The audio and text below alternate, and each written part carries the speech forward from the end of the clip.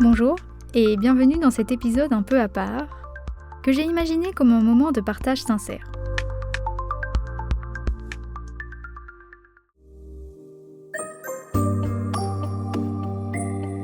Aujourd'hui, j'aimerais vous ouvrir les portes de ce que j'appelle ma boîte à outils. Une sélection de 8 ressources, pratiques ou de réflexions qui m'ont aidé et continuent de m'accompagner dans mon processus de guérison. Certaines sont très personnelles, d'autres plus générales, mais toutes ont, à leur manière, marqué une étape importante dans mon cheminement. Attention, il est important de se rappeler que chaque personne est différente et qu'un outil qui va m'aider ne vous aidera pas forcément. J'espère simplement qu'ils vous donneront quelques nouvelles pistes et perspectives pour vous permettre de vivre mieux avec votre trouble.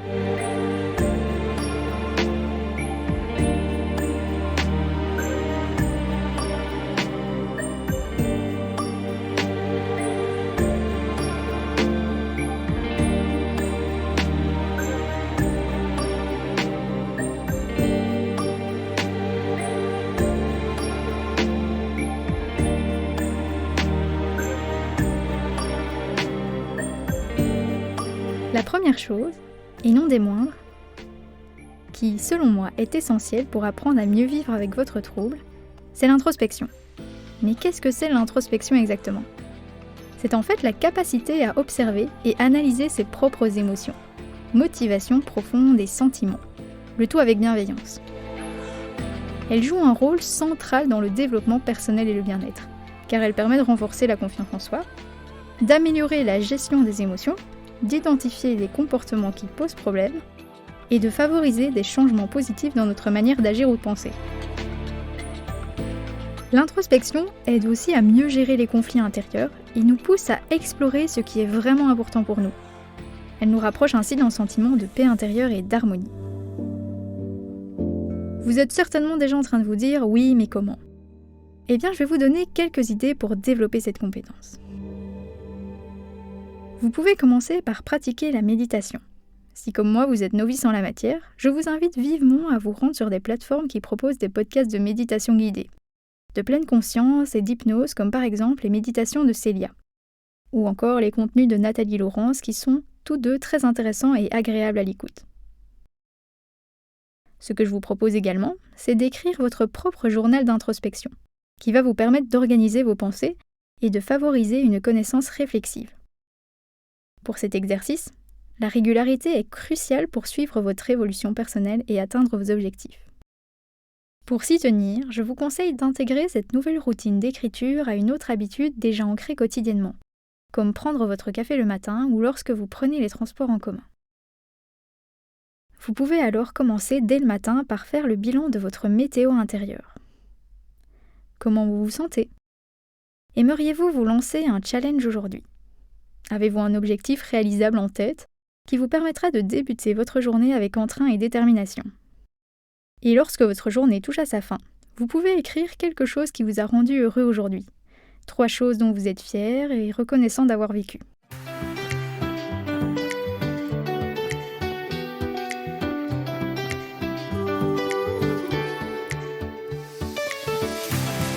Vous pouvez également poser les pensées négatives récurrentes qui vous auraient peut-être empêché d'avancer.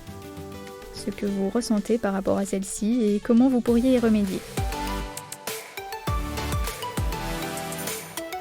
Un autre outil pour améliorer votre introspection est d'identifier vos valeurs, besoins et objectifs dans un tableau à 3 colonnes. Et, sur un deuxième tableau en annexe, écrire les moyens, les activités que vous pouvez mettre en place pour parvenir à réaliser chacun de vos objectifs. Restez fidèle à chacune de vos valeurs et écoutez pleinement chacun de vos besoins. Une dernière clé que j'ai envie de vous partager pour clôturer ce premier point est l'exercice des 3 pourquoi, qui consiste à se poser une série de 3 questions pourquoi successives pour aller au fond d'un problème ou d'une situation. Exemple, je culpabilise dès que je mange un aliment que je considère comme interdit. Pourquoi ? Parce que j'ai l'impression d'avoir perdu le contrôle. Pourquoi ? Parce que j'essaye de contrôler mon alimentation pour ne pas grossir. Pourquoi ? Parce que j'ai peur de ne pas être aimée ou acceptée si mon corps change.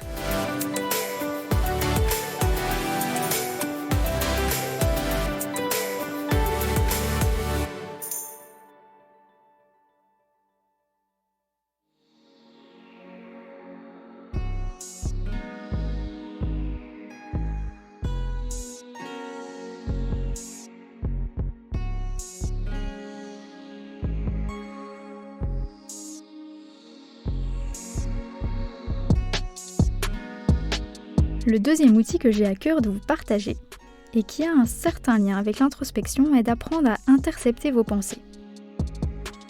Lorsqu'il vous arrive de vous dire « je ne devrais pas manger ceci, je ne suis pas comme j'aimerais être plus mince ou plus forte par exemple », eh bien dites-vous dans votre tête « j'ai la pensée que ». J'ai la pensée que je suis énorme, je ne mérite pas ce repas par exemple. J'aimerais que vous interceptiez le plus possible toutes ces pensées. Une fois que vous y parviendrez facilement, après quelques jours peut-être, je vous propose d'imaginer un ruisseau. La jetée d'un océan sur la côte ou encore vous dans une montgolfière.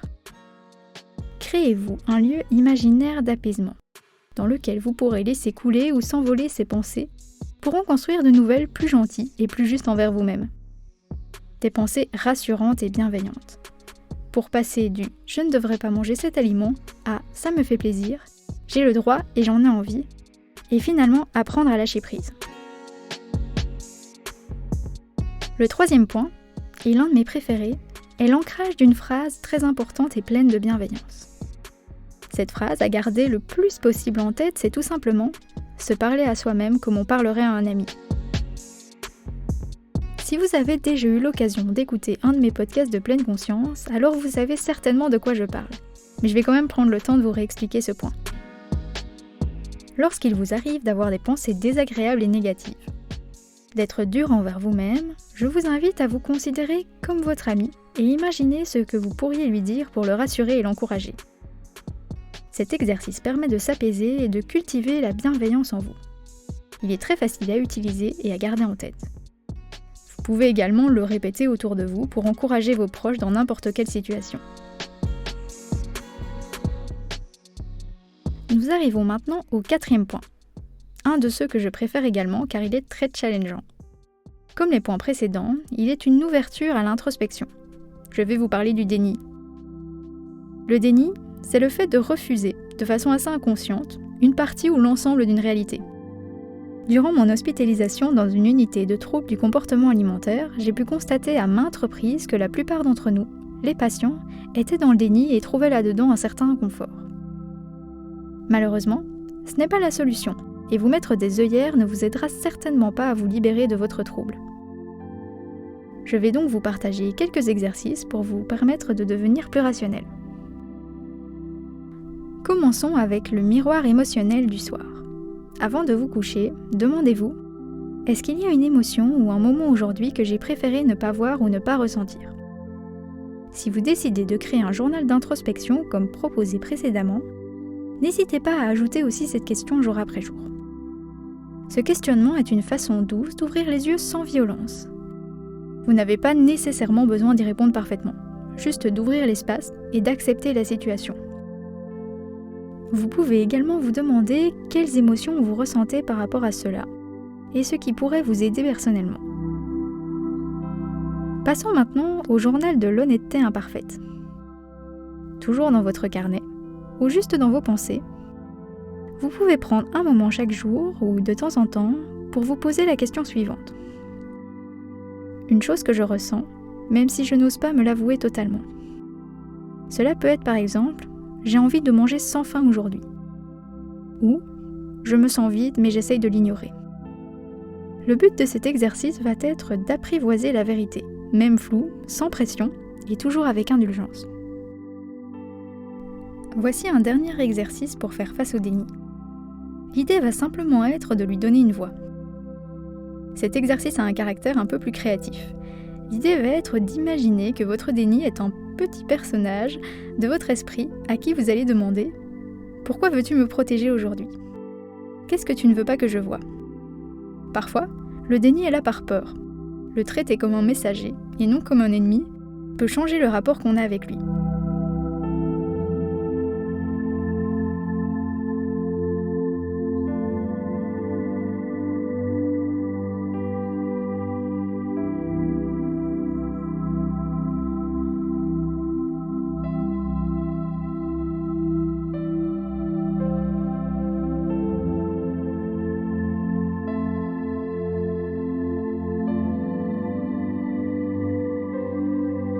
Nous voilà maintenant au 5e point de notre liste. Celui-ci est assez simple à mettre en place. Il consiste à sélectionner des phrases bienveillantes et encourageantes que vous aimez et qui vous accompagnent au quotidien. Le but, c'est aussi qu'elles aient un caractère challengeant, qu'elles vous permettent d'évoluer et de réaliser vos petits objectifs pas à pas. Pour vous donner une idée, je vais vous partager les miennes. Pour constater, il faut tester. Se confronter est le meilleur moyen d'affronter ses peurs. It's okay, try again tomorrow. Action-réaction. Mais cela peut aussi être « nourris-toi pour vivre, pas pour survivre ». Tu fais de ton mieux avec les ressources que tu as aujourd'hui. Se nourrir, ce n'est pas un échec, c'est un acte de vie, et tu mérites de vivre pleinement. Et si tu testais l'idée que ton corps est ton allié, et non ton ennemi ? Imagine que tu es à 10 ans dans le futur, guéri. Que dirais-tu à la personne que tu es aujourd'hui ? Que ferais-tu si tu étais guéri ? Ose te donner la permission de guérir.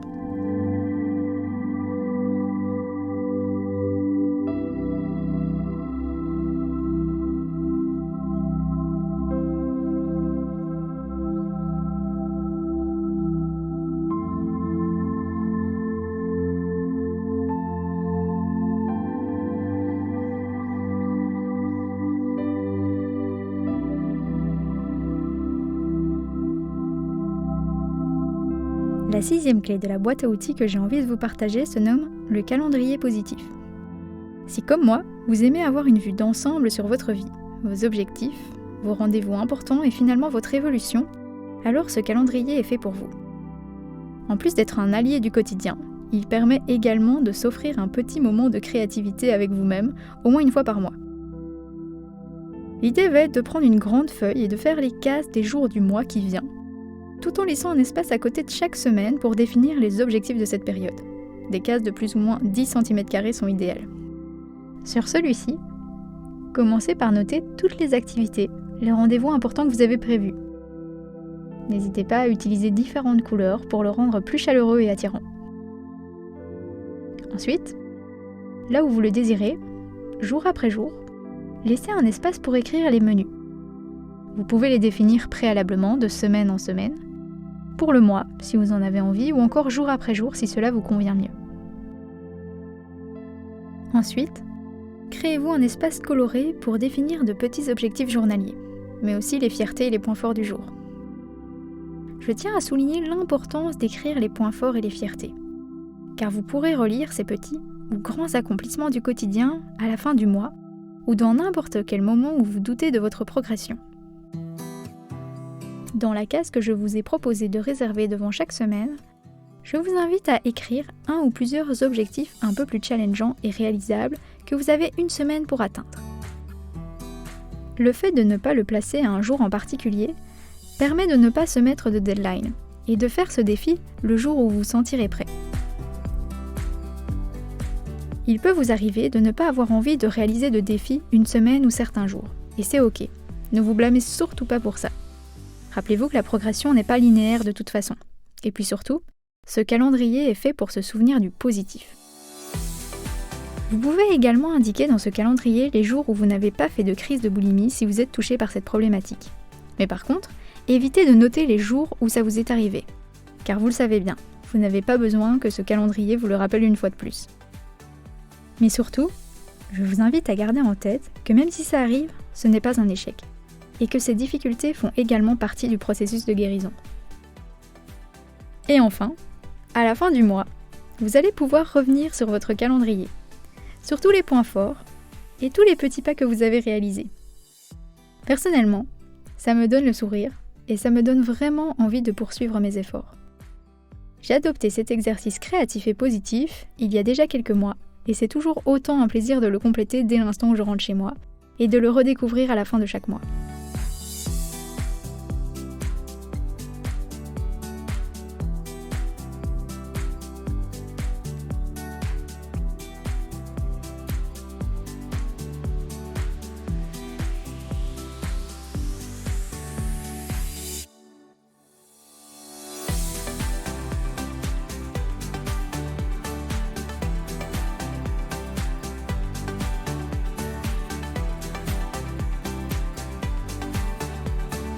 La 7e clé que j'ai envie de partager, ou simplement de rappeler, est l'importance de lire des livres de développement personnel. Vous allez me dire, mais quel est le lien avec les TCA ? Eh bien, il n'y a pas de lien direct avec le sujet, mais je suis convaincue que la lecture a plein de choses à nous apporter. Non seulement, encore une fois, pour travailler notre introspection, mais aussi pour nous apporter de nouvelles visions et modes de fonctionnement, donner naissance à de petits outils personnels qui vous aideront dans votre cheminement vers la guérison, mais aussi de petites phrases qui vous marqueront peut-être. Il faut vraiment garder en tête que chaque petite chose mise en place et mise bout à bout créera le véritable changement, car vous le savez, il n'y a pas de solution miracle pour sortir des troubles du comportement alimentaire. Alors rappelez-vous qu'aucune action n'est inutile, et qu'avec de la persévérance, vous y parviendrez. Voici maintenant quelques livres que je vous recommande vivement.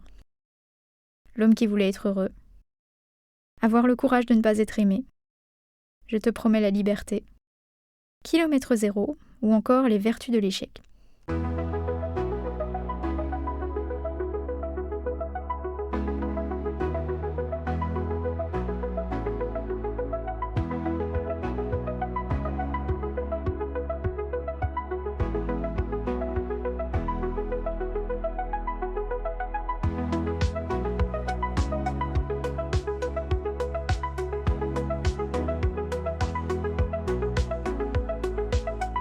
Nous arrivons maintenant à la 8e et dernière clé. Celle-ci a pour but de visualiser où vous en êtes et d'ajuster vos actions pour atteindre votre équilibre de vie souhaité. Tout d'abord, je voudrais rappeler qu'il est important de savoir prendre en considération tous nos petits accomplissements et être fier de ce qu'on met en place quotidiennement. Pour cet exercice, je vous propose de prendre 2 feuilles blanches. Sur la première, dessinez un grand cercle, représentant un diagramme circulaire. Dans un coin de la feuille, notez les différents domaines de votre vie. Famille, TCA, travail, amis, passion, etc. Puis attribuez un pourcentage à chaque domaine en fonction de son importance. Le total doit faire 100%. Ensuite, replacez tous les domaines dans le graphique. Vous avez à présent une vue d'ensemble sur votre vie. Sur la deuxième feuille, recréez le même procédé, mais en indiquant les domaines et les pourcentages de votre vie idéale, tout en étant réalisable. En ayant sous les yeux ces 2 graphiques, vous pouvez faire en sorte de mettre en place de petites actions quotidiennes qui vous rapprochent de votre idéal. Je vous invite vraiment à renouveler l'exercice d'ici 1 mois, quelques semaines ou plus, c'est vous qui voyez, pour savoir où vous en êtes et ainsi visualiser votre évolution. Je vous remercie d'avoir écouté ce podcast. N'oubliez jamais que chaque petit pas compte, même les plus discrets. Accepter ces imperfections, c'est déjà un acte de courage. Prenez le temps d'écouter votre corps, de comprendre ses besoins, et surtout, soyez indulgent avec vous-même. Le chemin vers l'apaisement n'est pas toujours linéaire, mais il est rempli de découvertes sur soi.